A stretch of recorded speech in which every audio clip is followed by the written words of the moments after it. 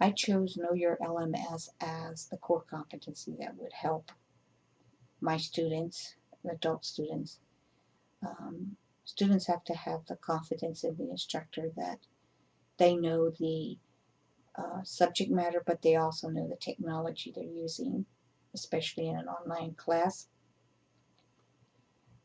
I think of the LMS as the classroom and the vehicle to deliver the instruction, and you can equate it to a house or a car.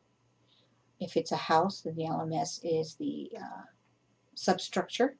It holds everything together, and you put up the studs and build the walls and the hallways with directional signs, so it becomes a comfortable structure for you and your students.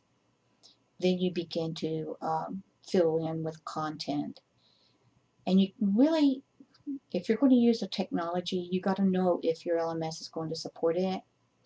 So if you build that LMS structure first and then go on to build your lessons, then and you find something you want to do, then you can say to yourself, well, yeah, it'll support this. I can do this. Or I'm not sure. Or, uh-oh, no, it's not going to do that. I got to find something else. I don't believe in teaching to the technology, but using the technology as the tool to deliver the instruction. And the LMS is the place to do that. Um, I think that if you feel like you really don't know the LMS, you can look for tutorials online, uh, find another instructor in your college or university, and have them be your mentor, so that if you do have a question while you're learning about the LMS, you can pick up the phone and call them or text them, and they can explain it to you. And most universities and colleges have a faculty resource center and some have instructional designers.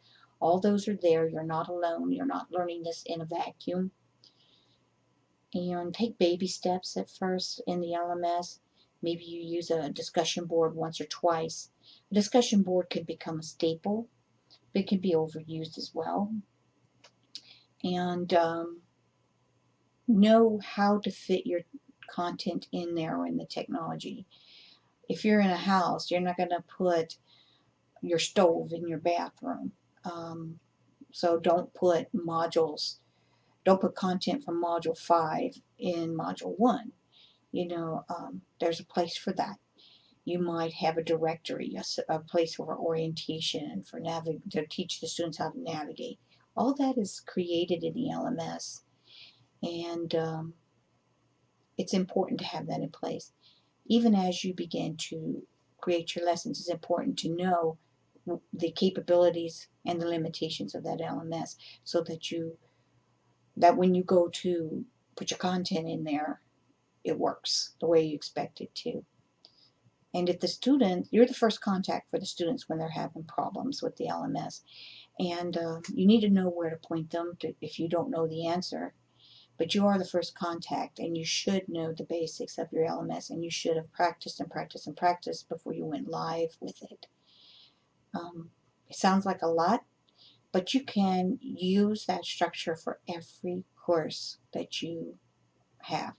The content varies, but the structure of the LMS does not have to vary. And you'll find students like that continuity.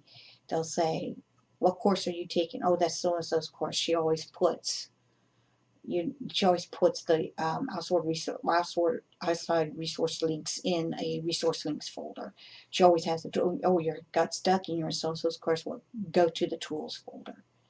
So students, they appreciate this as much as anyone else. And when you know your LMS, you have confidence, and you can enjoy teaching online a little better. You don't have to worry about it. It also allows you to have more flexibility. If something in week 3 didn't work, the next time you teach that course, you tweak that week 3 and say, well, I don't need this in here, so I'm going to kick it out and find something different, or just not have anything in there. As I said, technology is the tool that helps you teach, and you don't teach to the technology as much as you want to. Um, so that's why I chose the LMS as being important, not to downplay all the other competencies that are needed for online teaching, or all the best practices, or all the faculty development tips that you get. But having that LMS is important, and knowing how to use it, taking those baby steps, playing with it, getting familiar with it will free you to be more creative and to get to know your students better. And I think that will really enhance the experience for you as well as your students.